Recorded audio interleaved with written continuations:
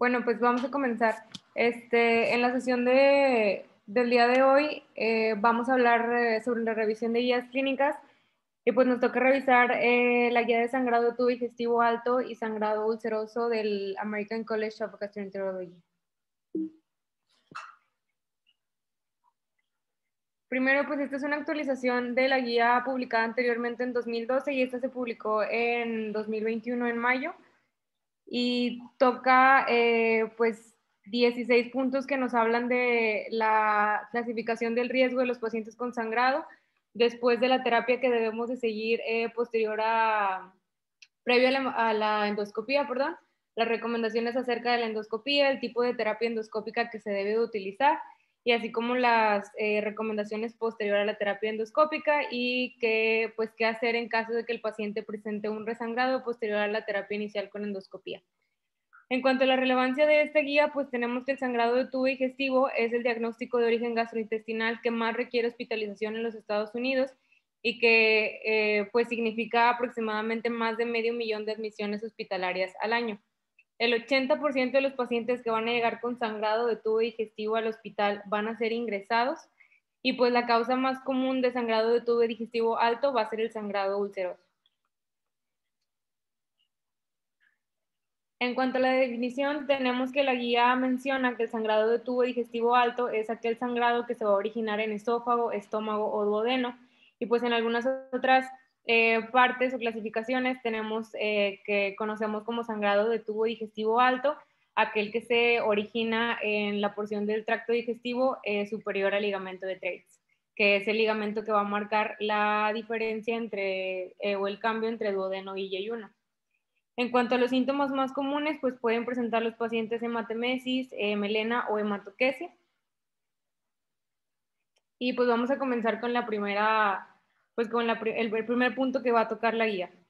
Este va a ser la estratificación del riesgo de los pacientes que llegan con sangrado al departamento de urgencias. Y aquí la escala que está recomendada para estratificar el riesgo es la escala de Glasgow-Blatchford, y esta va a pues considerar diferentes puntos que deben valorarse en el paciente a su admisión. Este va a ser la hemoglobina con la que llega al ingreso, el BUN, la presión sistólica inicial, el sexo, la frecuencia cardíaca, si hay o no melena, si el paciente presentó síncope, si tiene historia de enfermedad hepática o historia de falla cardíaca. Nos va a dar un máximo de 23 puntos y clasifica a los pacientes como de bajo riesgo si tienen 0 puntos y de alto riesgo para que requieran ya sea manejo médico con transfusiones, medidas de soporte o sea, que requieran endoscopía, aquellos pacientes que tienen 1 punto o más.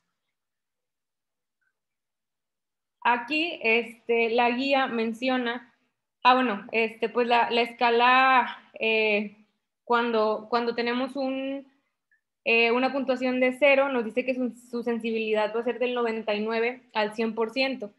Y la guía hace la comparación de que al tú incrementar el número o la puntuación que le das a tus pacientes para clasificarlos como de bajo riesgo, perdón,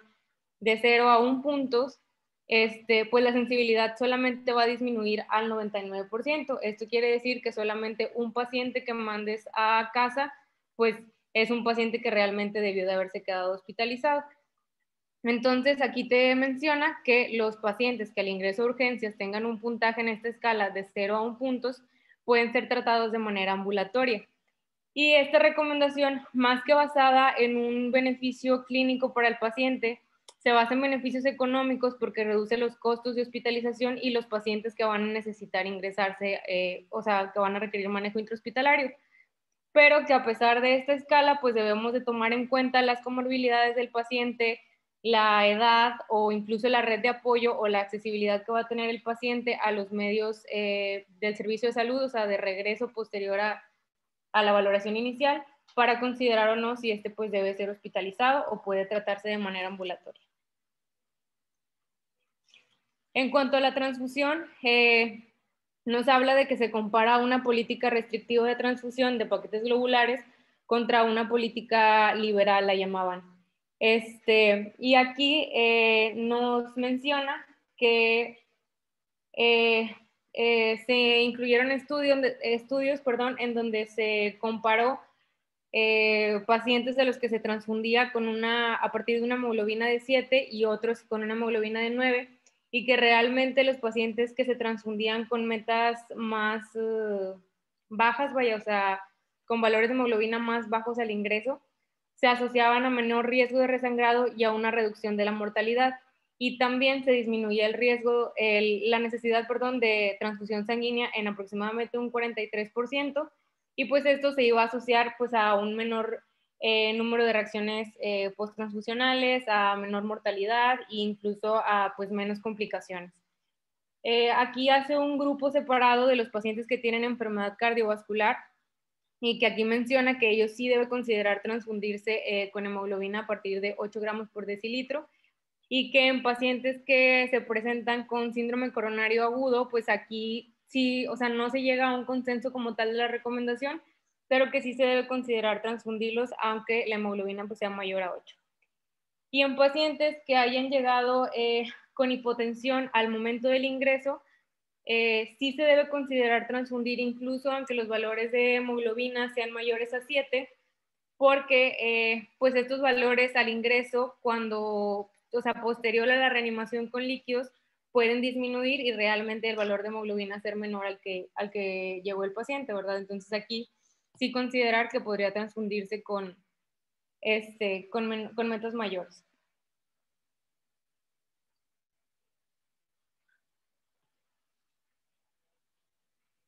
Después toca algunos puntos en cuanto a la terapia médica preendoscopía, y nos habla de la terapia con eritromicina. La eritromicina, esta nos menciona que va a actuar sobre los receptores de motilina y va a promover la contractilidad gastrodenal. El beneficio de esto es que al ser un procinético va a ayudar a que la sangre, o sea, la sangre que hay en el sitio de sangrado, vaya, se moviliza, y si hay algún coágulo o algo que va a impedir la visibilidad al momento de la endoscopía, se mueva del área en el que está y vaya a permitir que al momento de realizar el procedimiento pues haya una mayor visibilidad, y esto aumente la posibilidad de hacer un diagnóstico correcto y de elegir la terapia endoscópica correcta para el paciente, lo que se asociaría en un futuro posterior a esto en una reducción en los días de hospitalización y también en la necesidad de repetir la endoscopía, porque pues se le daría el tratamiento adecuado al paciente desde un inicio. Y esto también menciona que más que un beneficio como tal clínico o que se asocie a disminución de la mortalidad o algo por el estilo, se asocia a un beneficio económico, porque pues te ahorra los costos de tener que repetir un procedimiento y de los días de hospitalización. Y la dosis o la terapia recomendada te habla de una infusión de 250 miligramos durante un tiempo de 15 a 30 minutos, y que se debe utilizar de 20 a 90 minutos antes de la endoscopía. Nos menciona también que hay estudios en donde, o sea, pero muy viejos, en donde se estudió la metoclopramida, también como, pues por su propiedad procinética, pero que realmente la evidencia es muy vieja y no se han hecho estudios nuevos ni que estén bien estandarizados como para emitir una recomendación acerca del uso de la metoclopramida, y que, pues para considerar el uso de eritromicina, pues también considerar los efectos adversos que podría tener este medicamento. Y pues los más comunes a los que podría asociarse son a taquicardias ventriculares o a la taquicardia de puntas torcidas, y a prolongación del intervalo QT. También pues que el riesgo de que se presenten estos efectos adversos va a ser mayor en pacientes que pues ya tengan enfermedad cardiovascular o tengan ya alteraciones en electrocardiograma previas, que tengan anormalidades hidroelectrolíticas también, falla hepática, o, o que ya tengan o que consuman ya algún medicamento que también se asocie a que el QT se prolongue. Entonces, pues aquí nos dice que realmente la recomendación es una recomendación condicional, y que pues como no va a tener un impacto como tal en la mortalidad del paciente, y la evidencia no es de la mejor calidad, pues nada más, o sea, no recomiendo en su contra, pero tampoco a favor, o sea, lo deja ahí como una posibilidad, es algo que se puede usar antes de la endoscopía. En cuanto a la terapia con el inhibidor de bomba de protones previo a la endoscopía, recomienda un bolo inicial de omeprazol de 80 miligramos seguido de una infusión a 8 miligramos por hora. Aquí también menciona que no hay como tal beneficios claros en la terapia, pero que sí se asocia a una disminución del riesgo en la necesidad de al momento de la endoscopía se requiera una terapia endoscópica y que pues también se asocia a un menor riesgo de resangrado posterior a la terapia endoscópica. De nuevo, esta recomendación se basa también en algo costo-beneficio, en el aspecto de que a lo mejor va a salir o va a ser más económico utilizar el bolo inicial de omeprazol y la infusión en un inicio y al momento de que haga la endoscopia no tener que utilizar ninguna terapia endoscópica porque el paciente ya no esté sangrando, a que lo que te hubieras ahorrado de no usar pues el bolo de omeprazol antes. Entonces, lo recomienda, pero igual dice que pues el mayor beneficio va a ser como tal económico y que no tiene como tal a lo mejor una significancia tan importante en la mortalidad del paciente.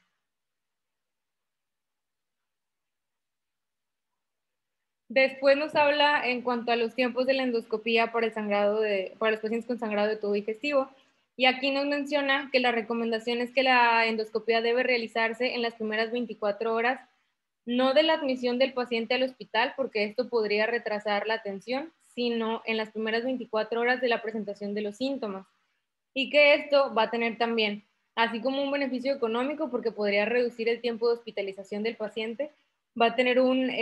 aquí sí un beneficio clínico y en la reducción de la mortalidad del paciente como tal. Aquí se comparó con estudios en los que se realizaba la endoscopía en las primeras 12 horas en pacientes que llegaban inestables al servicio de urgencias, por ejemplo, y dice que no hay pues una ventaja entre realizarlo en las primeras 12 horas contra realizarlo en las primeras 24 y que al contrario se podría asociar a que por tratar de apresurar la endoscopía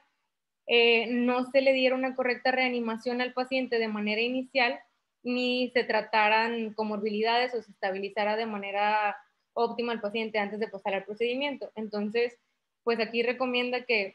no se haga como tal lo más pronto posible, sino que se estabilice al paciente y se trate de realizar en las primeras 24 horas de la aparición de los síntomas.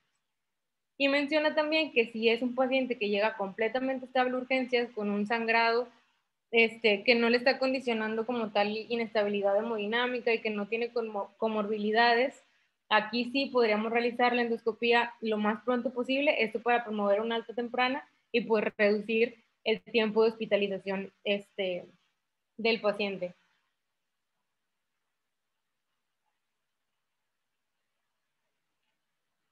En cuanto a la endoscopía, aquí recordar un poquito acerca de la clasificación de Forest para poder tomar en cuenta las recomendaciones que nos da en cuanto a si se va a requerir o no terapia al momento de la endoscopía. Aquí recordar que la clasificación nos habla de 3 estadios. Forest 1A, que esto te habla de una úlcera con hemorragia en chorro o hemorragia activa. La Forest 1B, que habla de hemorragia babeante o hemorragia en babeo. La Forest 2A, que habla de una úlcera con vaso visible no sangrante. Forest 2B, que habla de coágulo adherido a la úlcera. Forest 2C, que solamente se presentan puntos de mantina. Y la Forest 3, que tiene una base de fibrina en la úlcera. Y aquí la recomendación que nos da la guía es que en cuanto a úlceras que tengan sangrado activo, que sería la Forest 1A, 1B y la Forest 2A, que es la de vaso visible no sangrante, sí recomienda a favor de la terapia endoscópica. Y en cuanto a la clasificación Forest 2B, que es la de coágulo adherido, aquí te dice que no se llega a un consenso como tal, o sea, se comparan estudios donde se utilizó nada más irrigación abundante al coágulo y en aquellos en donde sí se realizó la terapia endoscópica como tal y no se encontró como tal beneficio una sobre otra, por lo cual pues no se llega como tal a un consenso, pero pues no se recomienda en contra de realizar la terapia endoscópica. Después aquí tenemos como un pequeño resumen de lo que nos ha hablado un poco la guía hasta el momento. Tenemos que, primero pues clasificamos a los pacientes, ¿no? Pacientes que tengan riesgo muy bajo, que eran aquellos que tenían una escala de Blackford de 0 a 1, los cuales pueden ser egresados a domicilio sin tener ningún otro tipo de manejo en hospitalización, y aquellos que no tengan riesgo bajo, que son aquellos que van a tener más de un punto en la escala de Blatchford, esos deben de admitirse al hospital. Aquí, primero recordar que se debe estabilizar al paciente, se deben de realizar medidas de resucitación y atender comorbilidades que estén activas o causándole algún problema al paciente, transfundir si el paciente tiene una hemoglobina menor a 7, y en caso de que se vaya, o sea, cuando se vaya a realizar la endoscopía, pues se sugiere el uso de la eritromicina en la infusión que habíamos comentado, de 250 miligramos durante 5 a 30 minutos, y se realiza de 30 a 90 minutos antes de la endoscopía. Y pues que no se recomienda en contra de la infusión o del bolo inicial, perdón, de omeprazol que habíamos mencionado, de 80 miligramos en bolo inicial y después de 80 miligramos por hora en infusión hasta que se realice la endoscopía. Después que tenemos 24 horas desde el inicio de la presentación de los síntomas para realizar la endoscopía, y que después nos dice que si los hallazgos de la endoscopía son de riesgo bajo, aquellos que tengan una úlcera de base limpia, que no esté sangrante, pues estos pacientes pueden egresarse a domicilio ya sin más necesidad de vigilancia posterior a la endoscopía, y aquellos pacientes en los que en la endoscopía pues se tengan hallazgos de alto riesgo, como serían úlceras que todavía estén con algo de datos de hemorragia o presencia de varices esofágicas o varices gástricas, lesiones que sugieran algún tipo de neoplasia, pues estos sí deben de permanecer en el hospital para continuar con su abordaje diagnóstico. Después tenemos las recomendaciones en cuanto a la elección de la terapia endoscópica. Y aquí estudia pues estas 6 opciones que tenemos, 6 tipos de terapias que tenemos de endoscopía. Y va a hablarnos de la electrocoagulación bipolar, del uso de la sonda caliente, de la inyección de etanol absoluto, y de la colocación de clips, la coagulación con argón plasma y la electrocoagulación monopolar. Y aquí los pongo en 2 colores porque le da más peso o más recomendación y mejores resultados a estas 3 opciones que tenemos primero, comparadas con estas 3 que tenemos de este lado. Se dice que se pueden utilizar cualquiera de las 2, pero en cuanto a estos, la evidencia que se muestra con los resultados al estudiar estas técnicas, pues es una evidencia de menor calidad que la que se tiene en cuanto a las técnicas que se ven en el cuadrito verde. Y pues aquí te ahora que por ejemplo, en cuanto a los métodos térmicos de contacto, que serían estos primeros 2, el de electrocoagulación bipolar y el de sonda caliente, y el de etanol, va a haber menor riesgo de resangrado y mortalidad. Obviamente que con el, o sea, suena lógico, pero que va a haber pues menor riesgo de mortalidad y de resangrado si utilizamos la terapia endoscópica al momento de la endoscopía a que si no la utilizamos.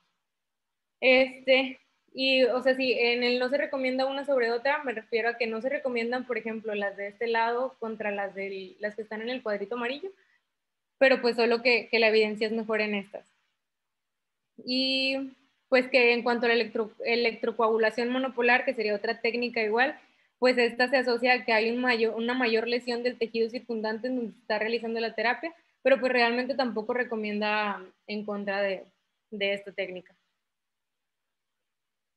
Después, en estos siguientes puntos, la verdad, no me voy a, pues no voy a profundizar mucho porque realmente habla como tal ya de la técnica de la endoscopía, que realmente a lo mejor como médicos internistas nosotros no somos quienes vamos a elegir la terapia endoscópica, pero pues sí conocer un poco sobre cuáles son las opciones que tenemos. Aquí tenemos que otra de las que se puede utilizar es la inyección de epinefrina, y nos dice que esta no debe utilizarse por sí sola, sino que se debe utilizar en combinación con alguna de las terapias que mencionamos en la diapositiva anterior.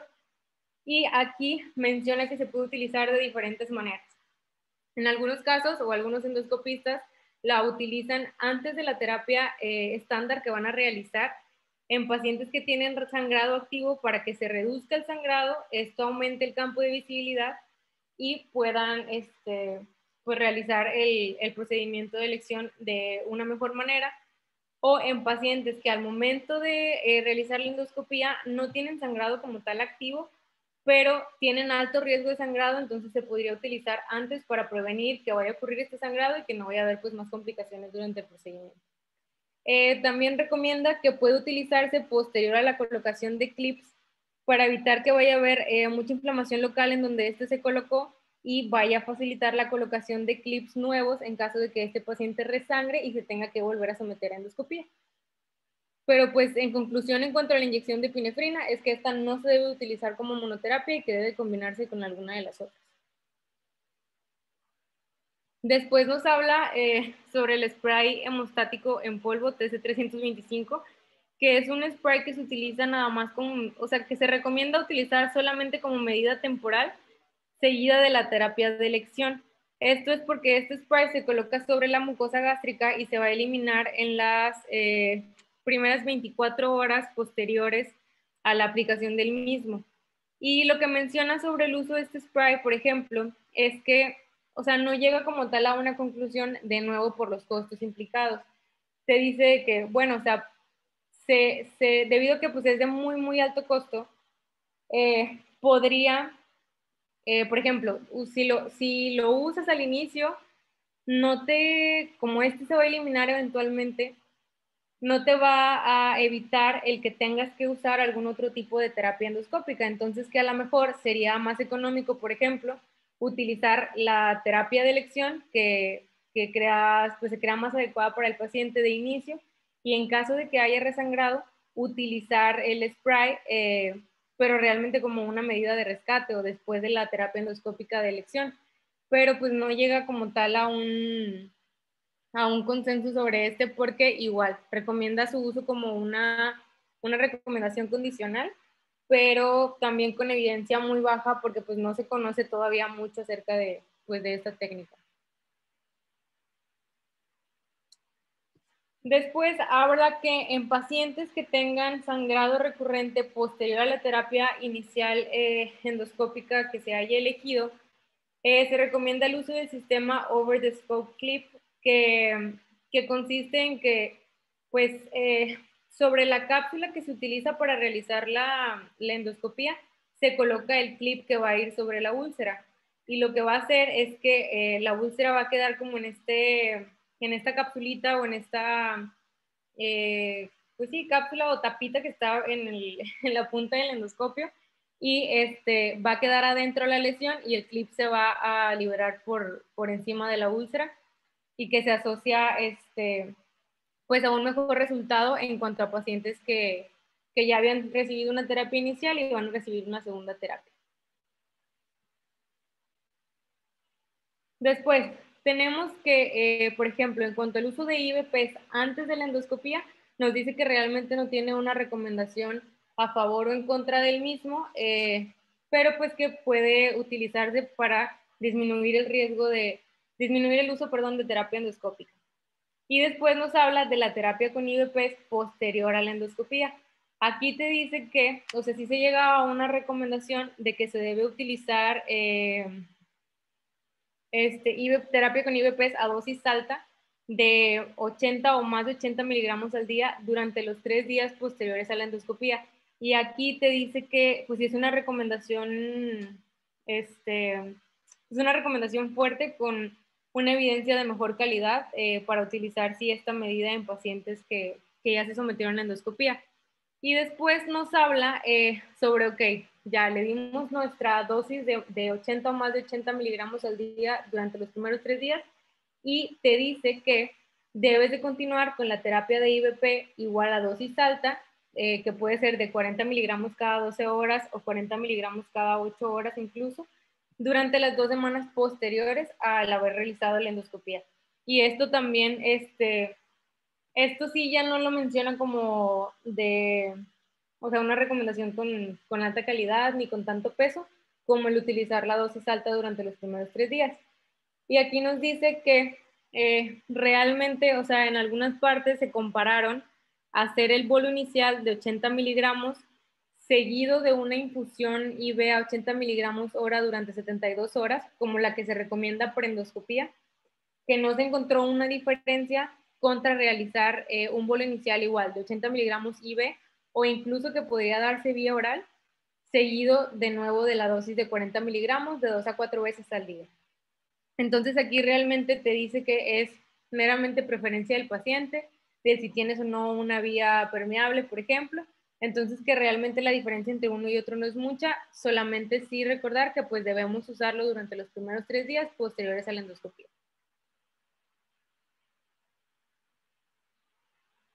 Después tenemos aquí un poquito igual, es un resumencito de lo que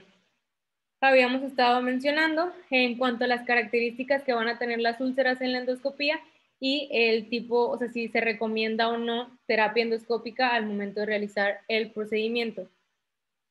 Tenemos que en pacientes donde se encuentren con sangrado activo o un vaso visible no sangrante, pues se recomienda a favor de la terapia endoscópica, y en cuanto a la terapia médica, pues vamos a utilizar la dosis alta los primeros 3 días y la terapia posterior de 2 semanas con la dosis alta de IVP.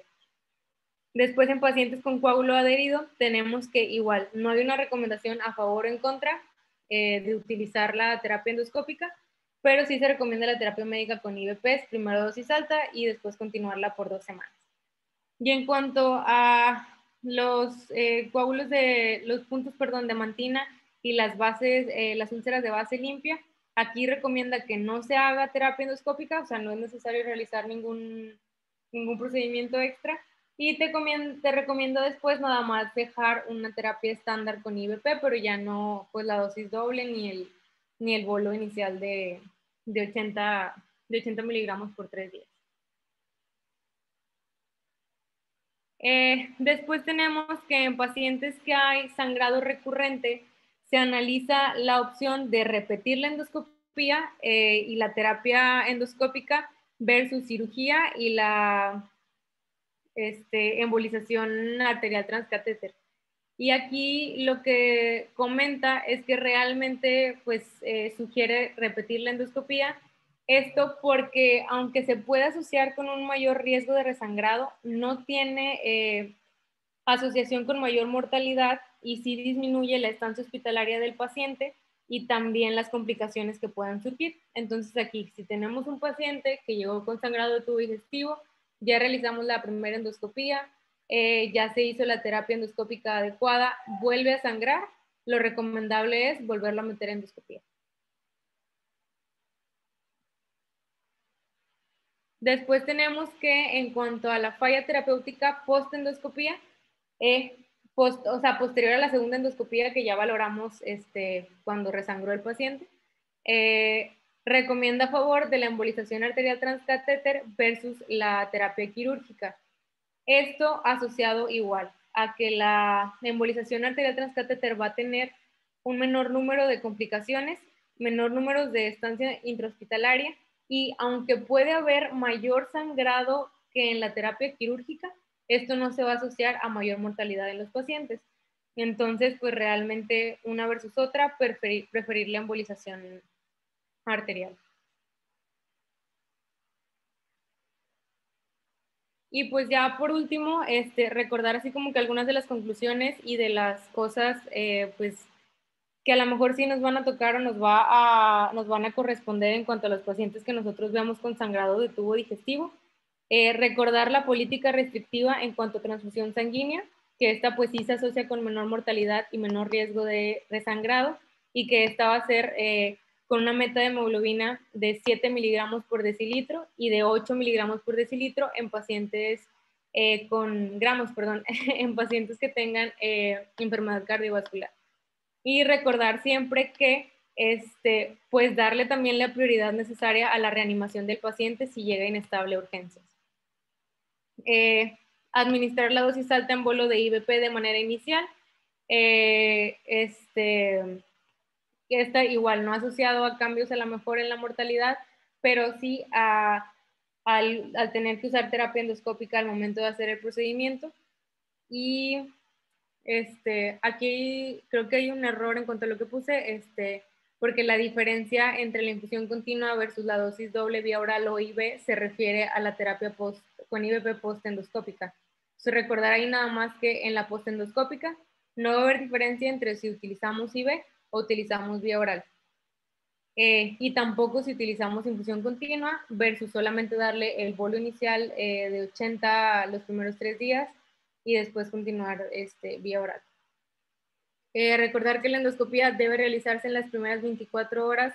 de presentación del cuadro clínico, no de la admisión hospitalaria, y que el realizar la endoscopía más temprano pues no tiene impacto en la mortalidad, sino que al contrario podría empeorar el resultado clínico del paciente.